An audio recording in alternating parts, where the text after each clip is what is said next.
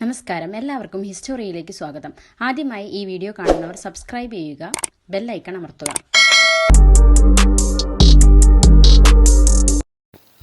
Hello friends, എല്ലാവർക്കും ഹിസ്റ്റോറിയയുടെ ഒരു പുതിയ ക്ലാസ്സിലേക്ക് വീണ്ടും സ്വാഗതം. ഇന്നത്തെ ക്ലാസ്സിൽ നമ്മൾ പഠിക്കാനായിട്ട് പോകുന്നത് 5ാമത്തെ മുഗൾ ചക്രവർത്തിയായിട്ടുള്ള ഷാജഹാനെ കുറിച്ചാണ്. ഷാജഹാനെ കുറിച്ച് നിങ്ങൾക്ക് ഒരുപാട് കാര്യങ്ങൾ അറിയുമായിരിക്കും അല്ലേ? അതെ, നിർമ്മിതികളുടെ രാജകുമാരൻ എന്നറിയപ്പെടുന്ന ഷാജഹാനെ കുറിച്ചാണ് നമ്മൾ ഇന്നത്തെ ക്ലാസ്സിൽ പഠിക്കാനായിട്ട് പോകുന്നത്. നോക്കാം. ഷാജഹാന്റെ ഭരണകാലഘട്ടം 1627 മുതൽ 1658 വരെയാണ്. 1592 ലാഹോറിലാണ് ഷാജഹാൻ ജനിച്ചത്. എവിടെയാണ്? ലാഹോറിൽ 1592 ഷാജഹാൻ ചക്രവർത്തി ജനിക്കുന്നത്. ഇദ്ദേഹത്തിന്റെ ആദ്യകാല നാമം ഖുറം എന്നാണ്. 1628 മുഗൾ ചക്രവർത്തിയായി അദ്ദേഹം അവരോധിക്കപ്പെടുന്നത്. ഏതാണ്? 1628 പിതാവായിട്ടുള്ള ജഹാംഗീറിന്റെ മരണശേഷമാണ് ഷാജഹാൻ അധികാരത്തിലെത്തുന്നത്. ഷാജഹാൻ നിർമ്മിച്ച തലസ്ഥാന നഗരമാണ് ഷാജഹാനാബാദ്. അത് നിങ്ങൾക്ക് പഠിക്കാനായിട്ട് എളുപ്പമാണ്, കാരണം രണ്ടിലും ഷാജഹാൻ ഉണ്ട്. ഷാജഹാനാബാദ് എന്ന് പറയുന്ന തലസ്ഥാന നഗരം നിർമ്മിച്ചത് ചക്രവർത്തിയായിട്ടുള്ള ഷാജഹാനാണ്. അതുപോലെ മോട്ടി മസ്ജിദ് എന്ന് പറയുന്ന മറ്റൊരു നിർമ്മിതിയുടെയും നിർമ്മാതാവ് എന്ന് പറയുന്നത് ഷാജഹാൻ തന്നെയാണ്. ലോകത്തിന്റെ രാജാവ് എന്നാണ് ഷാജഹാൻ എന്ന് പറയുന്ന വാക്കിനർത്ഥം. എന്താണ്? ലോകത്തിന്റെ രാജാവ് എന്നാണ് ഷാജഹാൻ എന്ന വാക്കിനർത്ഥം. ആവലാതി ചങ്ങല നിർത്തലാക്കിയ മുഗൾ ചക്രവർത്തിയാണ് ഷാജഹാൻ.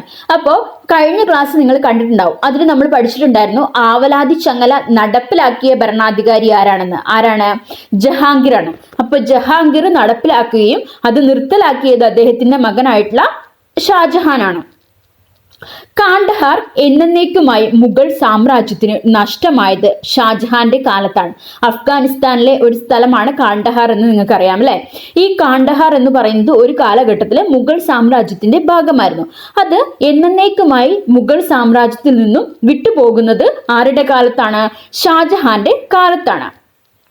മുഗൾ ശില്പവിദ്യ അതിന്റെ പാരമ്യത്തിലെത്തുന്നത് അല്ലെങ്കിൽ ഉന്നതിയിലെത്തുന്നത് ഈ പറയുന്ന ഷാജഹാന്റെ കാലഘട്ടത്തിലാണ്. അതുകൊണ്ട് തന്നെയാണ് അദ്ദേഹത്തെ എന്ത് പേരിൽ അറിയപ്പെടുന്നത്? നിർമ്മിതികളുടെ രാജകുമാരൻ എന്ന പേരിൽ വിളിക്കുന്നത്. ഷാജഹാനെ ഔറംഗസേബ്, അദ്ദേഹത്തിന്റെ മകനായിട്ടുള്ള ഔറംഗസേബ് തടവിലാക്കിയത് 1658 8 വർഷമാണ് അദ്ദേഹം അങ്ങനെ തടവിൽ കഴിയുന്നത്. അതായത് പിതാവിൽ നിന്നും അധികാരം കൈയടക്കുന്നതിന് വേണ്ടിയിട്ട് പിതാവിനായിട്ടുള്ള ഷാജഹാനെ ഔറംഗസേബ് തടവിലാക്കുകയായിരുന്നു ചെയ്തിട്ടുണ്ടായിരുന്നത്. അങ്ങനെ 8 വർഷമാണ് അദ്ദേഹം തടവിൽ കഴിഞ്ഞത്. അവിടെ വെച്ച് തന്നെയാണ് പിന്നീട് ഷാജഹാൻ മരണപ്പെടുന്നതും. ഇങ്ങനെ ഷാജഹാൻ തടവിലായിരുന്ന സമയത്ത് അദ്ദേഹത്തെ പരിചരിച്ചിരുന്നത് മകളായിട്ടുള്ള ജഹനാരയായിരുന്നു. ആഗ്രയിലാണ് അദ്ദേഹത്തിന്റെ ശവകുടീരം സ്ഥിതി ചെയ്യുന്നത്. ഷാജഹാന്റെ ശവകുടീരം സ്ഥിതി ചെയ്യുന്നത് എവിടെയാണ്? ആഗ്ര എന്ന് പറയുന്ന സ്ഥലത്താണ്. Taj Mahal, red fort, Deewani Gauss, ഡൽഹിയിലെ ജുമാ മസ്ജിദ്, മോട്ടി മസ്ജിദ് എന്നിവ നിർമ്മിച്ചത് ഷാജഹാന്റെ ഭരണകാലഘട്ടത്തിലാണ്. താജ്മഹലിനെ കുറിച്ച് നിങ്ങൾക്കറിയാം അല്ലെ? വെണ്ണക്കല്ലിൽ തീർത്ത സൗധം എന്നറിയപ്പെടുന്ന താജ്മഹൽ, അതുപോലെ ചെങ്കോട്ട, റെഡ് ഫോർട്ട്, ചെങ്കോട്ട തന്നെയാണ് റെഡ് ഫോർട്ട് എന്ന പേരിൽ അറിയപ്പെടുന്നത് അല്ലെ?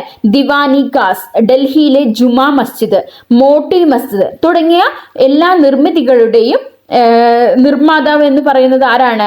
ഷാജഹാനാണ്. മുഗൾ ശില്പകലയുടെ മകുടോദാഹരണമാണ് താജ്മഹൽ എന്ന് പറയുന്നത് അല്ലെ? അദ്ദേഹത്തിന്റെ ഭാര്യയും പ്രണയിനിയുമായിട്ടുള്ള മുംതാസ് മഹലിന്റെ ഓർമ്മയ്ക്ക് വേണ്ടിയാണ് താജ്മഹൽ നിർമ്മിച്ചത്. ഈ മുംതാസ് മഹലിന്റെ ശരിയായ നാമം അർജുമാൻ ബാനു ബീഗം എന്നാണ്. 1631 അർജുമാൻ ബാനു ബീഗം അല്ലെങ്കിൽ മുംതാസ് മഹൽ മരണമടയുന്നത്.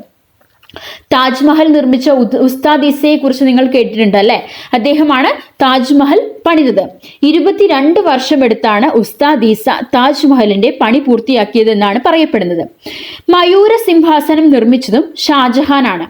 പിന്നീട് നാദിർ ഷാ, ഒരു അഫ്ഗാൻ ഇൻവേഡർ അല്ലെങ്കിൽ ആക്രമണകാരിയായിട്ടുള്ള നാദിർ ഷാ ഇന്ത്യ ആക്രമിക്കുന്ന സമയത്ത് ഈ മയൂര സിംഹാസനവും അതുപോലെ കോഹിനൂർ രത്നവും പേർഷ്യയിലേക്ക് കൊണ്ടുപോയി എന്നാണ് പറയപ്പെടുന്നത്.